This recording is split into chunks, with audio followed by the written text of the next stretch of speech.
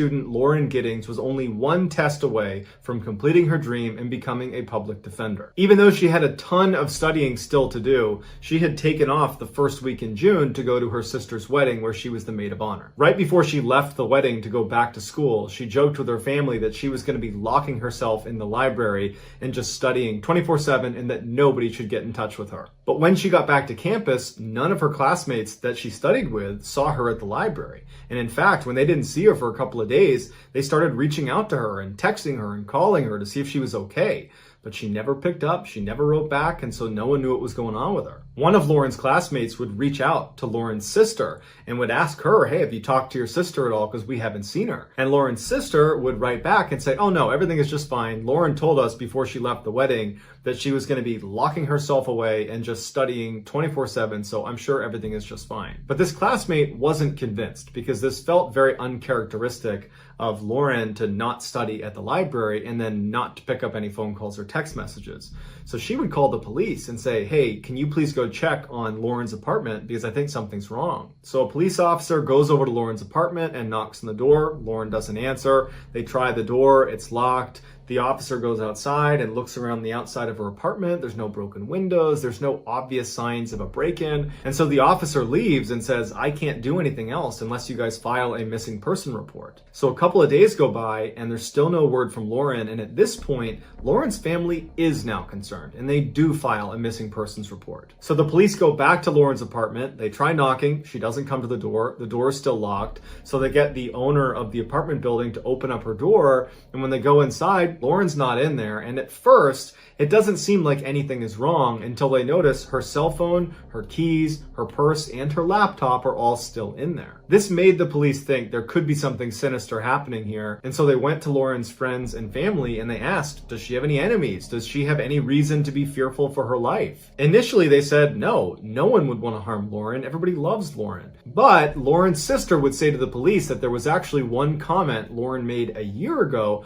that now seemed a little bit more relevant. Lauren had just got back from a vacation and she noticed there were things in her apartment that seemed like they had been moved, like someone else had been here, but no one was supposed to be in her apartment. And so she told her sister, and the two of them talked about it a little bit, but it was quickly forgotten about because there wasn't a reasonable explanation, and Lauren was so busy with school, she didn't pursue it. After police have done a thorough investigation of the inside of Lauren's apartment, they move outside of her apartment and begin scanning the exterior of the building, and they make a huge discovery. An officer who was looking in the dumpster noticed this big black trash bag that looked out of place, and when he tried to move it, it was very heavy, and when they opened it, they found a human torso, and it was Lauren's. Right before this discovery was made, a news crew had shown up outside the apartment building and was trying to interview people that lived in the apartment complex because they had been tipped off that somebody who was living here had been missing for over a week and now police were getting involved. They saw what looked like a resident of the building looking visibly shaken up, watching the police doing their investigation, and they went over to interview him. It would turn out his name was Stephen McDaniel and he was Lauren's neighbor and he was a classmate of hers in law school. The interviewer asked Stephen, what was your last interaction with Lauren? And Stephen became really focused on how he had not seen her in the last week. And in fact, speaking on behalf of my other classmates, no one's seen her. She must have just vanished. As they're doing this interview, right on the other side of a bush, this police officer discovers Lauren's torso, and the news kind of gets out to the interviewer, they've found a body. And the interviewer says out loud to Stephen, it looks like they found a body. And Stephen just completely changes and he goes, a body? And then he goes completely silent to the point where the interviewer says, are you okay? And he just stands there looking completely distant before walking away from the interviewer, sitting down with his back turned and hyperventilates before the interview ends. Once this case went from missing person to homicide, the police started searching all the rooms on Lauren's floor. And Stephen's room is right next to Lauren's, so he was the first room they searched. Apparently, as they began searching his room, he was standing just outside the door and sweating profusely and drank over 10 bottles of water. In his apartment, they found a key to Lauren's apartment. And what he would do is whenever she was gone, he would sneak into her room and download her hard drive, as well as steal little souvenirs like small artifacts articles of clothing and other things that he would hoard in his apartment. When they went on Stephen's computer and checked his browser history, basically the only things he did on the internet were look at Lauren's Facebook and LinkedIn profiles. But the creepiest thing they found was this camera that was literally duct taped to this long pole. And on the camera were all these surveillance videos of Lauren, because what he would do is he would go outside and he would hoist up this camera and he would film her through her windows in the middle of the night. Stephen was quickly charged with Lauren's murder, to which he pled guilty, and he would openly confess to the details of how she died in court. Most times, he used this surveillance footage to confirm she was not in her apartment so he could sneak in and steal from her. But on the day she was murdered, he would use that camera technique to confirm she was home. And shortly after confirming she was in fact home and asleep, he put on a mask and used his key to get into her apartment and walked right into her room, which woke her up. According to Stephen, she apparently sat up and said, "You need to leave." At this point, he jumps on the bed, and in their struggle, his mask would come off and Lauren would recognize it's clearly Stephen, and she would plead with him by name to stop. But he didn't stop, and he would strangle her to death. Afterwards, he dragged her into the bathroom and began cutting her up into fairly small pieces. Some of those pieces got flushed down the toilet. The others were put in bags, and only one of those bags was ever discovered, and that was the one of her torso. Stephen was ultimately given a life sentence. Here is a highlight of Stephen's interview when it's revealed that they've discovered Lauren's body. I mean, no one has seen her since Saturday. I haven't seen anything. I mean, I've always heard noise outside, but it's just people walking by pretty much. I mean, we just don't know where she is. What about in the parking lot area? I know they've been doing a lot of, I think that's where they have recovered the body or whatever they recovered from there. Body? Had you seen anything there? Had you seen anything there? I mean, we don't know if this is the same person. You know what I mean? Like, they took out a body there earlier. We don't know if it's the same person or not. So that's why we're trying to ask people if they know who lived there. Are you okay, sir? I think I need to sit down. Okay.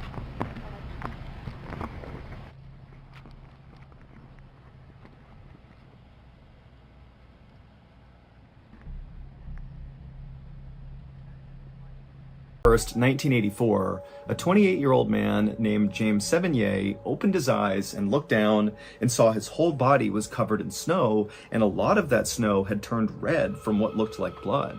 James tried to take a breath in, but as soon as he did, his chest exploded in pain. Then James began moving his tongue around in his mouth, and he realized there was this weird substance in his mouth, and there were all these sharp objects in his mouth. And so when he spit, he realized what it was. It was blood and shattered teeth. James began to panic and tried to lift up one of his arms, but it wouldn't move. And then when he tried to move his other arm, it did move, but that little movement hurt so bad he began crying in pain. So James is dealing with this blinding full body pain that he has no idea what it came from. He's looking around and he can barely understand where he is or what happened. But then James looked up kind of right behind him and he saw this enormous snow-covered mountain. Now, James had no idea what mountain this was, but in his head, he thought, I must have attempted to climb that mountain. James was a self-described climbing bum, which really just meant he lived out of his car most of the time and traveled all around the world, seeking out the most dangerous mountains in the world for him to climb. And so as James was racking his brain, trying to remember what happened, suddenly it all just came flooding back. He remembered he was here in the Canadian Rockies with his best friend, Richard Whitmore, and the two of them had attempted to climb this particular mountain. It was an 11,000 foot tall mountain called Mount Deltaform. And James remembered that as they were making their way up this mountain, they were hit by an avalanche. Now, James didn't really remember what happened once the avalanche hit them, but it would turn out he had fallen, along with his friend Richard, about 140 stories as this avalanche carried them down the mountain. For reference, that's taller than the Empire State Building, so this is a massive fall. And so as James is remembering that avalanche, he began looking around frantically for his friend Richard, hoping that maybe he was okay and nearby, and they could work together to get out of this situation. And sure enough, at some point, James looked over and he saw there was a crumpled figure kind of lying in the snow that obviously was another person. And so James instinctively tried to sit up to go over to his friend, but as soon as he attempted to do that, he felt the blinding pain in his body. I mean, he is totally wrecked here, and he couldn't stand up. But James really wanted to go see his friend, so he kind of rolled over, and through the pain, using his one good arm, he crawled his way over to Richard. And for a second, he thought maybe his friend was alive, that he too had survived this epic fall. But as he looked down at Richard, he could see his chest was not moving, and his neck was twisted really badly, and so was his back. And so James knew his friend, Richard, was dead. And so James just collapsed into the snow, feeling unbelievable anguish and sadness and fear. I mean, this is the only other person out here. They are nowhere near civilization, and it's going to be at least 4 days before anybody even notices that they aren't back yet, because that was when James and Richard were supposed to be home. And now James is thinking, like, I can't even stand up. I can barely breathe. I'm so badly hurt. What am I going to do? And pretty quickly, James adopted the mindset of, unfortunately, you're going to die here. And this was something James had always thought would happen to him eventually, that a mountain would end up killing him. And here he was realizing that, yep, that's exactly what's about to happen. I'm going to die out here. And so James just kind of lay there, resigned to his fate, literally waiting to die. And after about 20 minutes, when his body began to go numb and he was starting to enter into hypothermia, James heard a voice from behind him. It was this woman who walked right up to him, and she said, "You can't give up. You have to try." And James, even though he was totally caught off guard that there was another person out here, there was something so calming about this woman and the way she was talking to him that without any hesitation, it was like James's whole mindset about this situation completely changed. Suddenly, he was not ready to give up and die. But now, because of this woman, he was going to fight to survive. And so, after kind of moving around and looking back towards this woman, she would say to him, "Put your coat on." And so James, despite the excruciating pain, used his one arm that still worked and kind of propped himself up. And then he pulled his coat out of his pack, which was lying near him. And very painfully, he slipped this coat over his broken and damaged arms. And then once the coat was on him, the woman said to James, "Now take a sip of water." And so James, without any hesitation, he reached over and grabbed his water. He unscrewed the top and took a sip, despite how painful it was to sip, even though the water stung his totally shattered mouth. And then after James put the water down, the woman very calmly told him, "Okay, now disconnect yourself from Richard's body and then use the tree right here to pull yourself up." And so he untied from Richard, and then using his one good arm, he grabbed the tree and he managed to hoist himself up onto his totally destroyed legs. And he couldn't believe he was even standing at this point, but here he was, up on his feet. And then the woman said, "Okay, it's time to move." And so James began walking away from the mountain, and this woman just followed along behind him. And for a long time, he trudged through this knee-high snow, barely able to take a step without this blinding pain coursing through his body. But every time he began to stumble or slow down or seemed like he was going to give up, the woman would very calmly urge him to keep going, keep moving. And finally, after about 4 hours of this horribly painful trek James was on, he came upon the camp that he and his friend Richard had built before coming over to this mountain to begin this climb. And so James quickly began moving towards his tent that was still pitched, that he knew inside had a warm sleeping bag and some water and food. And so as he made his way towards the tent, he stopped himself and he turned around to talk to his guide, to thank her for pushing him onward. But when he turned, there was no one there. And when he looked at the ground, there was only one set of bloody footprints that were his, leading all the way back to where he had fallen. This guide, this woman, she didn't exist. James was totally unsettled by this and really didn't know what to do about it, but he knew right now the priority was just to survive. And so he made his way over to his tent and he attempted to get inside of it, but his hands were so cold and so badly beaten up that he couldn't use the zipper. He couldn't even get it open. And then finally, when he managed to use a tool to get it open, he couldn't open up his sleeping bag. It was like his body was shutting down. And so we thought, okay, I'll make a fire and that will be enough to keep me warm. But again, it's like his body was failing him and he couldn't do it. He couldn't start the fire. And so right as James is realizing that, despite making it to this campsite, he may not be able to survive because he can't use the campsite, he began to hear voices. Right away, James is worried that the voices he's hearing don't really exist, like this woman he had seen. But sure enough, just a second later, 3 skiers came around the corner and they saw James. And amazingly, one of them was a very experienced mountain guide and another one of them was a nurse. And so right away, when they saw James, they saw he was dying. The nurse rushed over, she made a fire for him, she got him comfortable, she put on warm clothes, and the mountain guide, he took off to go get help. And sure enough, a couple hours later, a helicopter arrived and they airlifted James out, and he would make a full recovery. However, it would take James years before he finally opened up about this mysterious vanishing woman who literally saved his life. Without her talking to him and urging him to go, he would have laid there next to his friend and died. But James, he was afraid to bring up that he had seen this woman in fear that people would think he was crazy. But when he finally brought it up, he would quickly learn that he was far from the first person to experience this phenomenon of having this invisible person help you. In fact, this phenomenon is common enough that it has its own name. It's called the third man effect. The third man refers to this mysterious vanishing person that steps in and helps people survive who have just undergone some horribly traumatic event. An example of somebody else who has experienced the third man effect was the very last person to escape the Second World Trade Center tower on September 11th, 2001 in New York City during the terrorist attacks. He was able to get out right before it collapsed because a mysterious vanishing voice told him exactly which direction to go until he escaped. And so, whether the third man effect is actually supernatural or just a trick of survivor psychology, we don't know. James, who is both an atheist and a scientist, says he does not believe that this woman who saved him was an angel or connected to religion in any way. Instead, he just said, it was a presence that I needed at the time that saved my life, but that is the extent of my understanding.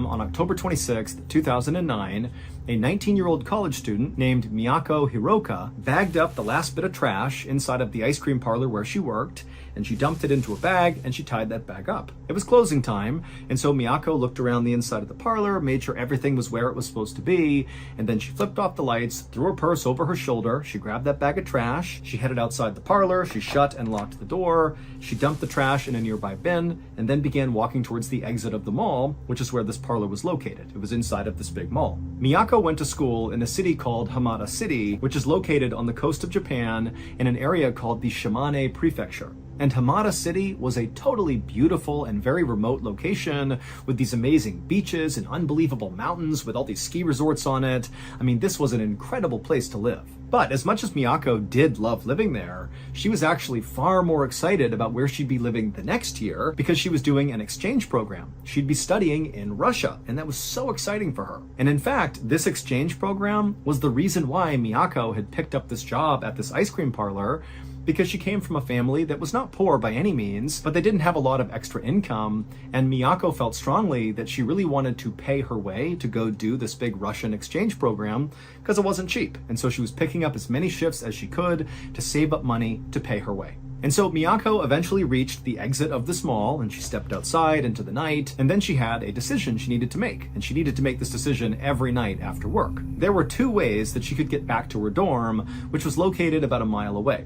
The quick way would be to just hop on a bus and have the bus take her to her dorm, but that cost money. And remember, Miyako is trying to save up as much money as she can to pay for Russia next year. And so taking the bus just felt like, not really worth it. And the other option, which was free, was much longer and frankly just plain spooky. And Miyako hated it. What it entailed was basically just walking to her dorm, but it would mean walking for about a third of a mile through this really spooky forest that looked like it was straight out of a horror movie. Now, up until recently, Miyako's coworker had always left with her at the same time, and they lived roughly in the same area, and so they would walk together through that forest, saving money, and also, providing each other security as they went through the spooky area.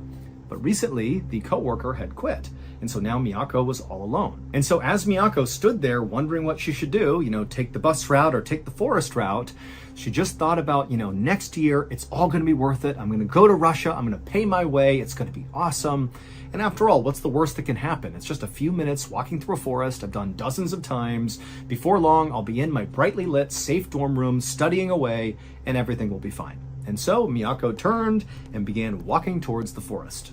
The following day, a little past 4 p.m., the owner of the ice cream shop where Miyako worked was standing inside the parlor feeling really annoyed, because Miyako had not shown up for her shift, and now the owner, who normally did a lot of administrative and managerial things, was stuck at the counter serving all the customers, basically doing Miyako's job. But when 5 p.m. came and still Miyako had not shown up, and the owner had tried calling her and she didn't pick up, and there was just no sign of her, the owner went from being annoyed to being somewhat worried. And so after again not being able to call Miyako to figure out what was going on, he wound up going through her file and finding her mother's phone number, and he called her. And when he spoke to Miyako's mother, he knew right away there was something wrong. Because Miyako's mother actually was pretty panicked, and she said, you know what?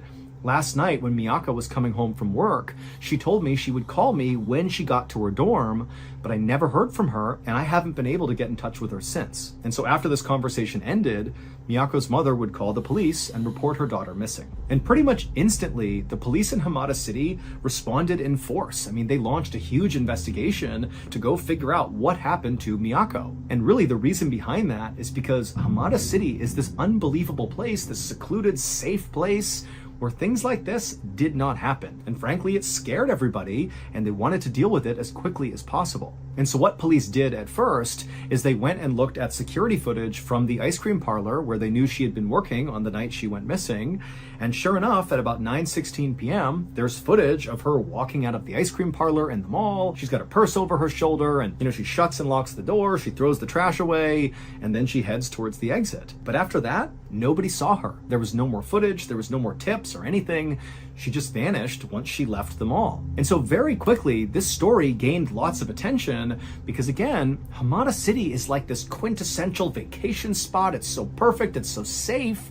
And to have this girl just go missing, it was scandalous. And so it made the news all over Hamada City, and also people who lived in Hamada City were suddenly on edge at night. What's out there snatching people up? In fact, Miyako's college, during the few days following her disappearance, they set a curfew for all their students. Like, all their students had to be back in their dorms at a certain time to keep them safe. But again, despite the police really leaning into this case from the jump and putting all their manpower and all their resources into this, they really had no idea what happened to Miyako. Then, on November 6th, 2009, so 11 days after Miyako went missing, a man who was hunting for mushrooms up on this mountainside about 15 miles away from the ice cream parlor believed he spotted this beautiful mushroom sitting underneath a few fallen leaves. And so excited, the guy runs over and he begins moving away the leaves to grab this big meaty mushroom. But as soon as he grabbed the skin of this mushroom and began to pull, he stopped. And then he quickly turned and began sprinting back down the path that had brought him up here. And as he was running, he pulled his phone out and he saw he had no service, and he just kept on running and holding the phone up looking for service. And then finally, when he was about halfway down the mountain, he saw he had service in his phone and he called the police. And the second the dispatcher answered, this man began screaming, "I found a human head!" When police arrived on that mountainside where this man claimed to have found a human head, well, they confirmed he was right. They found Miyako's severed head right underneath those leaves. And the reason this guy thought her head was a mushroom, a dark-colored mushroom, because it was obvious that Miyako's face had been so badly beaten and it was all black and blue before she lost her head. And so this mushroom hunter had literally thought that was a big, big mushroom. And so at this point, the Hamada City police shifted their area of search from around the mall and the ice cream parlor where they thought they would find Miyako to this forested mountain area where her head was found. And now, of course, it was no longer a search and rescue, it was a recovery mission. They're just looking for the rest of Miyako's body. And over the next couple of days, as police searched this forested mountainside, they would find different parts of Miyako all over the place. And then after they had found, all the pieces to Miyako, the running theory based on what they were seeing is that very likely she had been strangled to death, and then her body was burned, and then she was dismembered and scattered throughout this forested mountain area. But there was very little evidence about who had actually done this to Miyako. Miyako had no enemies to speak of. Everybody who spoke about Miyako said she was incredibly lovely and kind, and really there wasn't anybody in her life that would want to do her harm. And also because Miyako's body had been destroyed and left out for so long, any trace evidence left behind by her killer or killers was basically non-existent. And so the police really had no leads to speak of. They had no suspects or anything. And so they called in psychologists to try to make, a profile of who they thought might have done this. And the best theory anyone could come up with was that this had been a random crime of opportunity, that the person who killed her didn't know her, and that likely her killer was a man who was likely between the ages of 20 and 40. But even that information really didn't narrow anything down, and so quickly this case began to go cold. But as the police investigation itself began to go cold, the kind of lore around the story was only growing. I mean, this really seemed like a totally unbelievable case considering where it happened. I mean, Hamada City is like this perfect place. How could this happen here? And so what started as being kind of a local news story, albeit a big local news story, became a major national story all over Japan. And so all these TV outlets and journalists were descending on Hamada City, and they were taking video of the ice cream parlor and of the police department and filming, Miyako's dorm and her school and her parents' house. I mean, there were people all over the place trying to get any bit of information to report on about this case. And despite there being dozens and dozens of these live reports basically every day coming out of Hamada City about this case and about Miyako, there was one particular news report that took this case from being, totally unfortunate and sad and tragic and horrible to completely unbelievable and bizarre. Shortly after Miyako's remains had basically all been found, but they were still doing some recovery operations up on that mountainside, one of these kind of random TV reporters who was in Hamada City to report on this crazy case decided to set up their TV camera so it was pointing towards the dark entrance of that spooky forest that Miyako would walk through to get back to her dorm. And so this TV news reporter's got their microphone and, they're standing with the forest entrance right behind them, and the cameraman's filming, looking towards this opening of the forest. And the actual report was pretty generic. I mean, this reporter was basically saying, well, coming at you live from Hamada City, just outside of the forest where perhaps Miyako was killed. And it was just like that. It was just kind of talking about the case, and there was nothing to it. At least not to the TV reporter and the cameraman who were on site. Because for them, the entire report was pretty routine. They did their job, they got their shot, they got their report, and then they left. But they streamed it live. So while they were doing it, all these people are tuned in watching this news report live in front of this forest. And something really unsettling happened on this broadcast. While that news reporter was talking, another voice began to be heard by people watching this broadcast. And it was not the cameraman, and it was certainly not the TV journalist. It was a woman's voice. And there was no woman anywhere near the shot. And after the fact, the journalist and the cameraman would also attest that there was nobody around, it was just them. But this detached, very pained voice said very clearly, and all these people heard it live, "This is very painful. Why only me?" 広島県北広島町の我流山の林道の入り口です。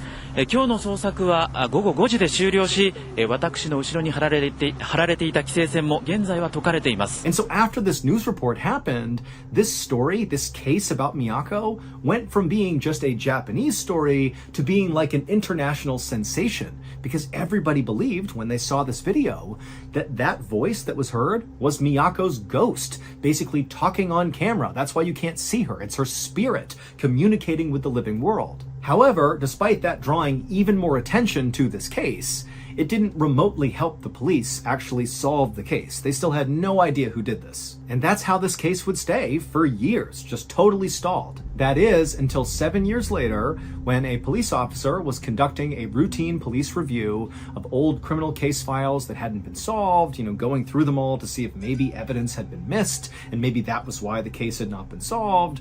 And so this police officer is looking through all these case files, and when they landed on the Miyako case, they did discover a piece of evidence that had been totally overlooked. It was the file of a convicted sex offender named Yoshiharu Yano. Yoshiharu was a 33-year-old man who had served time in prison for assaults on 3 different women in Tokyo, which is 500 miles away from Yamada City, where Miyako was killed. And because of that 500-mile gap between Tokyo and Hamada City, Yoshiharu had been completely overlooked in terms of being a suspect in Miyako's murder. It just seemed like he was too far away to be involved. But the police officer who was doing that routine review, they discovered that right before Miyako was murdered, this Yoshiharu guy had been let out of prison and decided to live in Hamada City. And on the night Miyako was killed, when she decided to walk into that forest, Well, they found security footage of Yoshiharu's car driving along around that forest and up near that mountain where Miyako's remains were all discovered. And so this investigator who discovered this piece of information got permission from higher-ups to search Yoshiharu's home where he was living right then.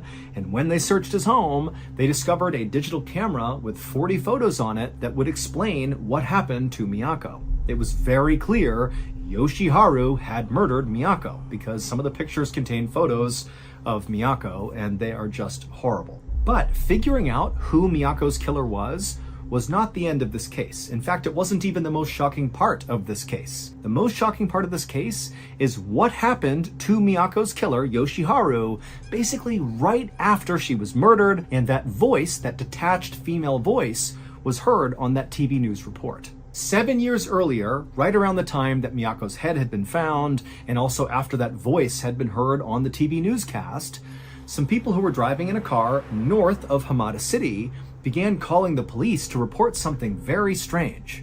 They called the police and said, there is this small white Toyota Corolla car that has 2 people inside of it, and they've driven to the side of the road and the driver is ramming over and over again against the railing. Like they're smashing into the railing, backing up, smashing over and over again, like the car is somehow in control. They don't understand how these people are not getting out of the car. Like, what are they doing? Traffic had stopped on either side. It was just totally nonsensical. And then by the time the police showed up, this car that was just repeatedly driving into the side of this guardrail, it burst into flames with the 2 people inside still clearly alive and looking terrified, and they caught on fire and died. Now, at the time, this did make the news. It looked very much like some sort of weird murder-suicide where the driver had intentionally, driven the car until it burst into flames and killed themselves and also their passenger. But it didn't really amount to more than just a really weird news story because there was no connection to the Miyako case. This is like a totally isolated thing. However, 7 years later, when that police officer discovered the link that Yoshiharu was in Hamada City, and then they figured out, yep, Yoshiharu was the killer, well, suddenly, that totally weird murder-suicide took on a whole new meaning because the driver of that car was Yoshiharu and the passenger was his mother. And again, from eyewitness testimony, it didn't really make sense the way this all happened. It was almost like the car was possessed or something, that, the passengers couldn't control it. Now, who knows if that's true, but when you combine it with the sound of that female voice on the TV news camera that everybody assumed was Miyako's ghost saying, "This is so painful, why only me?" suddenly those words took on a new meaning. People thought, you know what it is? Miyako's ghost must have taken control of that car and made sure not only Yoshiharu suffered and died, but his family member died as well, that she was seeking her revenge on her killer. 1972, Uruguayan Flight 571 was flying from Uruguay to Chile for a rugby game. On board were 45 people. There was 5 pilots and crew. The other 40 were the rugby team and their friends and relatives. So they take off and they're making their way to Chile, and the pilot was relatively inexperienced and he made a fatal mistake. He believed it was time to make their descent into Chile, but he was actually about 70 kilometers early. So as he's descending through the clouds, he believes he's going to see a runway and land this plane. Instead, he sees the Andes Mountains, and it's too late to pull up out of the way. He basically nicked the mountain, causing the plane to start tumbling down at breakneck speeds, 350 kilometers per hour. As it's tumbling down the mountain, the tail breaks off and 7 people are sucked out immediately that all perish. It's blazing down this mountain, and then it comes to a crashing stop where on impact it kills the 2 pilots. But miraculously, of the 45 people on board, 33 were still alive when all the dust settled. But that night, 5 more people would perish from the freezing temperatures, and within a couple days of this crash landing, another person would die. Those who were still alive that weren't in a coma or critically injured used luggage and debris from the plane and seats to create shelter.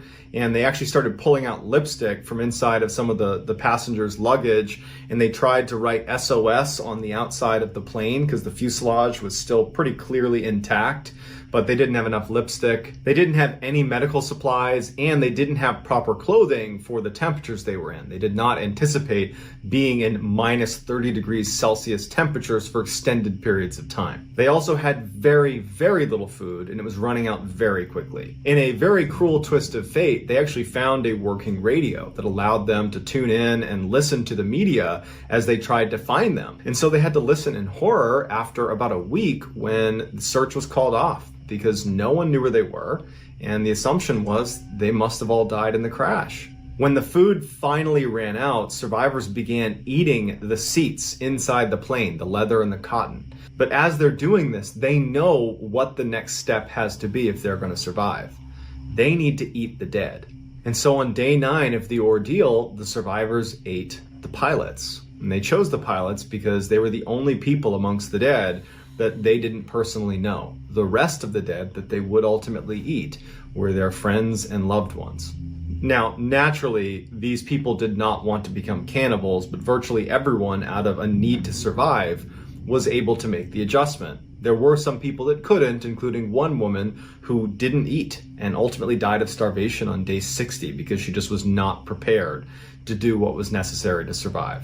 As if this situation wasn't bad enough, an avalanche would eventually strike the landing site, killing 8 more of these people that are doing everything they can to survive. But at the time of the avalanche, their food source had effectively run out, and so those 8 people who perished in the avalanche ultimately replenished their food source. From day 1, the survivors discussed climbing up and over the mountains and walking towards Chile to try to search for help. But the attempts so far had all failed due to extreme cold, malnutrition, altitude sickness. It was like they knew as soon as they walked over that mountain, they were going to die.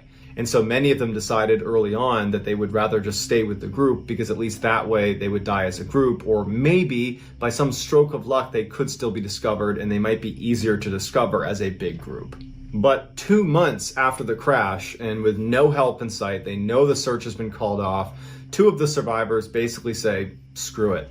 I'm gonna make the trek over the Andes Mountains. We have no supplies, we have nothing, no map, no compass, no anything. We're just gonna walk roughly in the direction of Chile, and you know what? We're either gonna die here or we're gonna die out there. And so the 2 take off.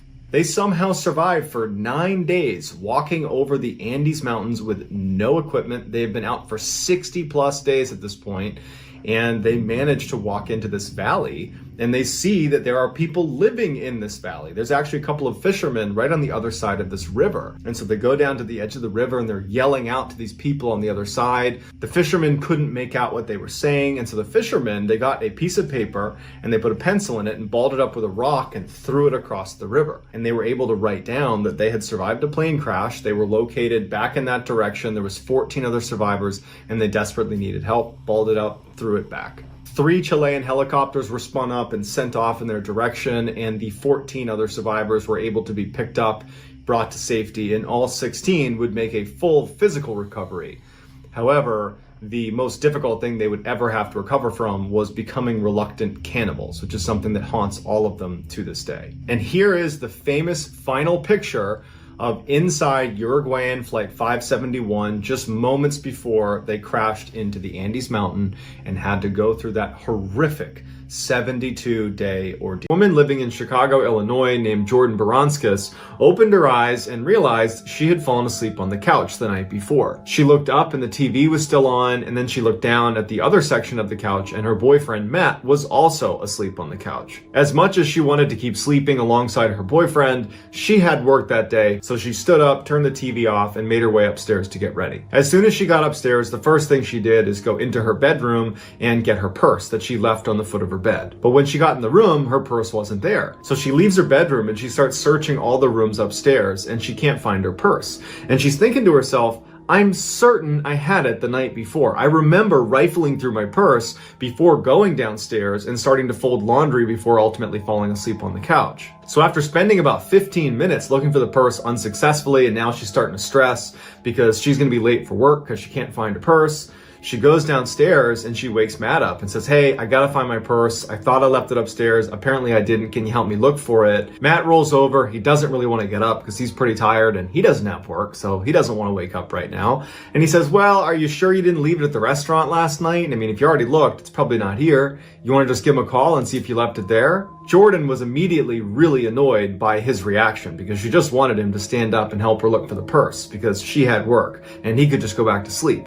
And so it started this argument between the two of them where Matt just wanted her to call the restaurant because he was convinced she had it there. And Jordan was like, no, I know I had my purse. I'm positive I had it last night before I fell asleep on the couch with you. So their argument begins to escalate a little bit, and that's when Jordan remembers that they had recently installed a Nest camera downstairs to monitor their dogs whenever they were gone. And she thought, we can just look at the footage on the Nest camera, we can see me walking into the apartment, and I will either have or not have my purse in my hand. And so Jordan opens up her app and she calls Matt over and they go back to the night before, right before they left for the restaurant. She's got her purse in hand. They leave the front door and then several hours go by and they come back in and very clearly Jordan has her purse in her hand. And Jordan turns to Matt and says, told you so. And Matt's like, okay, fine, let me help you look. And as they're about to put the app down, she realizes on the Nest camera timeline that motion was detected at 3:30 in the morning when they were both clearly asleep on the couch. And so she calls Matt back over and says, here, look, there's motion detected at 3:30 in the morning, and they hit play. After the couple had fallen asleep on the couch with the TV on, a hooded figure emerges from their upstairs hallway and stands at the top of the stairs and just watches the two of them sleep. Before he left, he stole her purse along with a couple of other things from their apartment. And somehow this guy has never been caught and he's been given the nickname Creeper Ghost, and then uploads that footage to his very popular This Is Dan Bell page that has over 500,000 subscribers. Unlike other urban exploration YouTube channels, Dan is not trying to create scary content. In fact, many of his most popular videos are taken in buildings that haven't even been abandoned yet, like in a Kmart that's shutting down and all the shelves are empty, and he walks around and it's kind of eerie because it's this huge store that's now coming to an end. But again, it's not really scary. But amongst those popular videos, there is one that is horrifying, and it's called the Super Creepy Abandoned Asylum. One of the top comments on this video is from a verified YouTube account with over 1 million subscribers. They're called The Proper People, and they say, this may be the creepiest urban exploration video I have ever seen. The video opens with Dan coming up to this huge old house that looks like nature is reclaiming it with all the vines and grass and everything overgrown all around it. And for the first minute and a half, Dan is just quietly walking around the perimeter of this building, and you don't really know what it is, besides obviously the captions given away it's an asylum, but it doesn't look like an asylum. It looks like a random house in the middle of the woods. After about a minute and a half, Dan makes his way over to the side of this building and he sees there are some stone steps that go down into a door that clearly feeds into the basement of this building. Dan walks down the stairs, he opens the door, and he walks into this hallway, and as soon as he goes in, because his camera had been filming in very bright sunshine outside, it takes a minute for it to focus on the hallway, which is totally dark. But once the camera focuses, you see all this old clothing strewn about on the ground, and the paint is peeling off the walls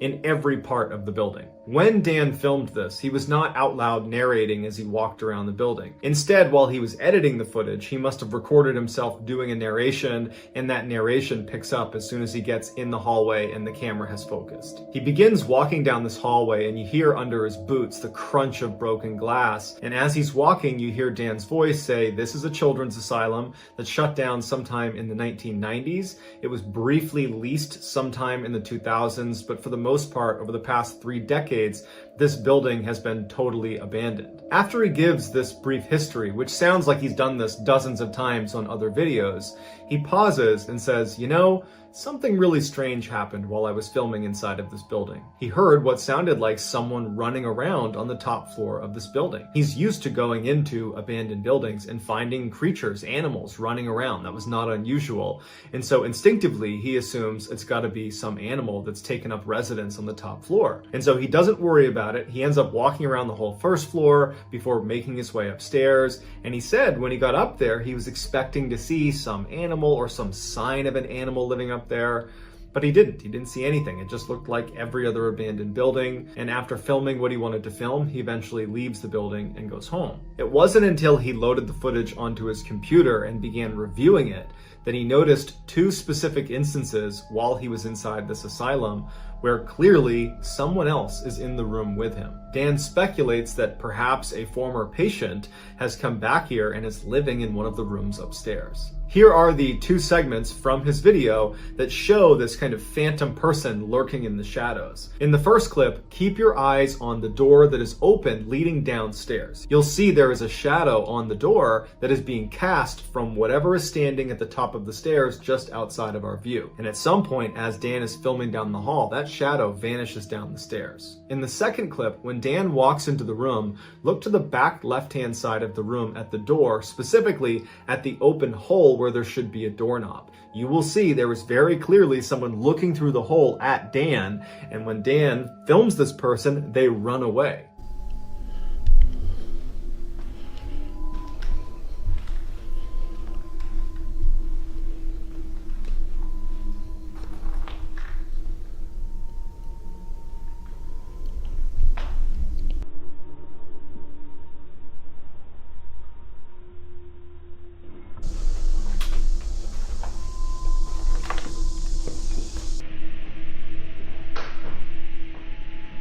15-year-old Lisandro Gomez Feliz, who went by Junior, was on summer break from school. He and his mother lived in a small apartment in the Bronx, which is in New York City, and this particular night he was staying in, playing video games while his mom was trying to sleep in the other room. Just after 10 p.m., Junior gets a text message from his friend Jason Velez, who lived about 2 blocks over, and Jason was asking Junior if he wanted to come over and listen to music with him. Junior was getting bored of his video games anyway, so he says, sure, I'll come meet you. And then at 10:05 p.m., an outside security camera picks Junior up, leaving his house, walking the 2 blocks over to his friend Jason. Junior arrives a couple minutes later, and he and Jason spend the next hour and a half looking at their phones, listening to music, and just chatting with each other. At about 11:30, Junior says he wants to go, and so he says bye to Jason, and he starts walking back towards his apartment, but instead of going to his apartment, he walks past it towards an area known as Adam's Place. Adam's Place was notorious for gang activity, and it was just not a safe place to be unless you were in a gang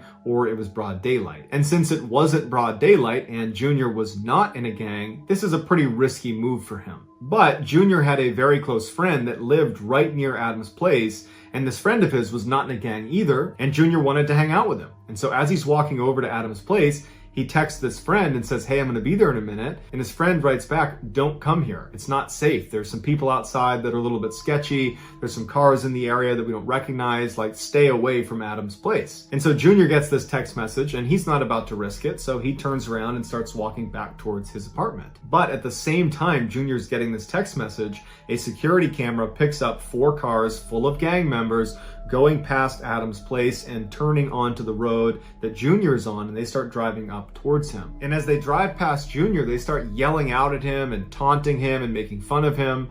And Junior, who's scared, just starts running. And right away, the cars start chasing him, and they immediately cut around another side street and they cut him off. And so he's kind of funneled into this bodega that's on the corner right in front of his apartment. He's literally a stone's throw away from the front door of his apartment, but he can't get to it. So he goes in the bodega and he yells for the store manager to let him over the counter, to hide on the other side of the counter. And this store manager, who's used to gang violence in this area, is not quick to want to help this guy jump over. He's worried he's going to get robbed. But as he's kind of holding him back from getting on the other side of the counter, the gang members saw Junior go into this bodega, and one comes flying into the bodega, sees Junior, and immediately turns around, runs outside, and on security camera alerts the other gang members that Junior is in here and there's no way for him to get out. There's only one entrance into the bodega. And you see all the cars converge on this bodega, and you see all these gang members get out with machetes and knives, and they make their way into the bodega, where now Junior is behind the counter, and you can tell he's terrified because he does not know what's going on. He doesn't know why he's being attacked. And you see the gang go right up to the counter and they're screaming at the shop owner to give them Junior. And the shop owner is actually doing a pretty good job of saying, get out. Like, I don't want you in here. Leave him alone. Just get out. But at some point, one of the more aggressive gang members just reaches across and grabs Junior and starts pulling him, and they all pile on and start beating on Junior. They beat him to the ground. They pull him painstakingly out of the store. Junior's grasping at everything he can. At one point, he grabs onto the ATM machine, and you can see fear in his face. He does not want to go outside. But they eventually yank him out into the streets, and they proceed to savagely stab and slash him with machetes and knives. After a flurry of attacks, the gang members all run away and get in cars and drive away, and Junior stands up and he's a little bit dazed, and he runs back into the bodega, and now he's bleeding profusely, and he's yelling for help, help me, and everyone's telling him to get out of the store. No one wants to help him. He goes back out onto the road and he's screaming, someone call 911, and no one's listening to him. People are just filming him, and with what little strength he had left, he just starts running towards St. Barnabas Hospital, which was about a block away, and he makes it all the way to the front of the hospital and then collapses, and he bleeds to death. The gang responsible for Junior's death was the Trinitarios, which is a Dominican gang that was born out of New York prisons, and over the past couple of years, their violence has skyrocketed. There have been numerous clashes between they and other gang members. Lots of people have been stabbed and attacked, just like Junior was. But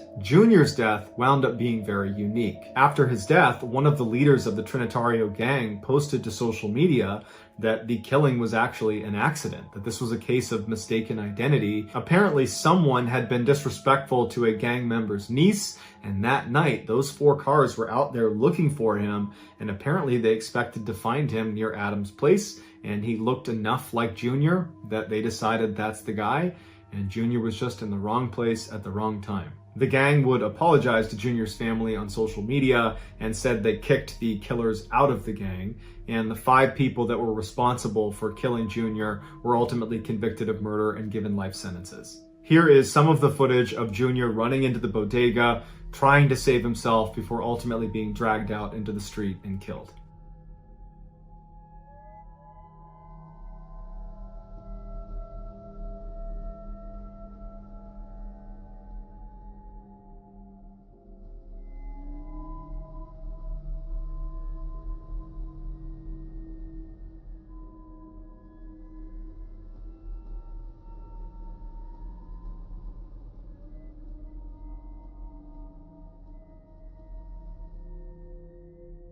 An 18-year-old straight-A student, Tyler Turner, graduated from his high school in Central California. In the fall of that year, he was scheduled to go to the University of California, Merced with a full scholarship. He planned to study biochemical engineering because he was born with cerebral palsy and wanted to help other people with the condition. In August of that year, one of Tyler's friends said they wanted to go skydiving to celebrate their birthday. Tyler was nervous about it, but he had never done it before and figured, you know what, it'll be fun, I'll do it. His mother, Francine, who was very close with her son, was very nervous about her son jumping out of a plane, and so she asked if she could tag along to provide moral support and maybe take some pictures, and he said that was fine. So on the 6th of the month, Tyler and his mother hopped in the car and drove over an hour north to the Lodi Parachute Center, where they met up with Tyler's other 3 friends. They were all very nervous, but very excited. So the group went inside the main building, and Tyler went up to the counter and he paid $100 for a single tandem jump from 13,000 feet. A tandem jump is when 2 people jump together under one parachute.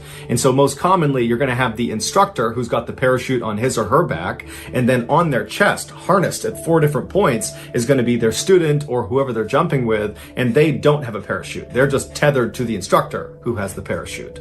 And so in this case, Tyler would be strapped onto his instructor. And so the advantage for Tyler as a first-time jumper is that he would not need to do anything once they're in free fall. The instructor would be 100% in control of keeping them steady in the air, of pulling the parachute, of dealing with any malfunctions, of flying the canopy, and of landing. It's all done by the instructor. After paying, Tyler and his mother walked over and met his instructor, the guy he'd be strapped onto. It was a 25-year-old man named Young Kwan who told him he had jumped over 700 times. And so Young told Tyler that he needed to watch a safety video before they did anything else. And so Tyler and his mother walked into the room, they sat down, the TV turned on, and a very simple safety video came on. And partway through it, another instructor walked in and just turned it off and told Tyler and his mother, you've seen enough, you guys can go. Francine was a little bit alarmed at this behavior because it seemed odd to skip over safety when you're jumping out of a plane for the first time, but she figured, you know what, they must know what they're doing, I'm sure it's fine. Just before 10 a.m., Young helped Tyler get into his tandem jump harness that would allow him him to connect onto Young's chest. And then afterward, Tyler walked over to his mom, gave her a big hug, told her he loved her, and then he departed his mother and walked his way over to the staging area where he and the other jumpers that included his friends were waiting for the plane to start so they could actually board. While they waited, Tyler was really nervous, and his instructor picked up on it, and so to put Tyler at ease, he began filming Tyler and interviewing him about his upcoming jump to kind of make light of the whole situation, and it seemed to work. My name is Tyler Turner. What are you doing here? I am gonna jump out of a plane. It's your first time. First time indeed. That's my mom over there. Hello, very loving mom. Done a lot for me in my life. Hope more that she'll help me with more of my life, because I want to make it.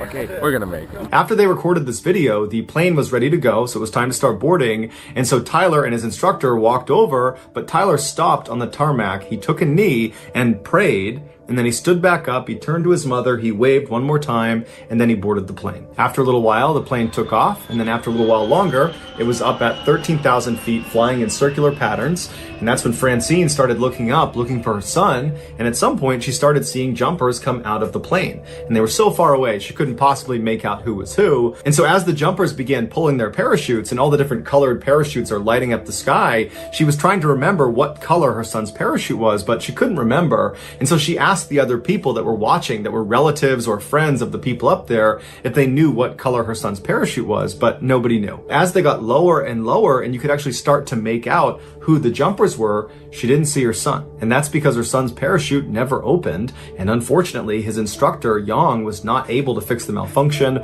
or fire off the reserve, and so they both crashed into the ground, killing them both instantly. Tyler's family sued the owner of the parachute facility after they discovered Tyler's instructor, Yang, was not even certified to be an instructor, and so would not have received any of the required training on how to handle parachute malfunctions, and the owner knew about it. Investigators also discovered that 20 people had died skydiving at this facility under the same owner, a ridiculously high number of fatalities that most people involved are attributing to the owner's general disregard for safety. And ultimately, a judge agreed with that sentiment and awarded the Turner family $40 million from the owner of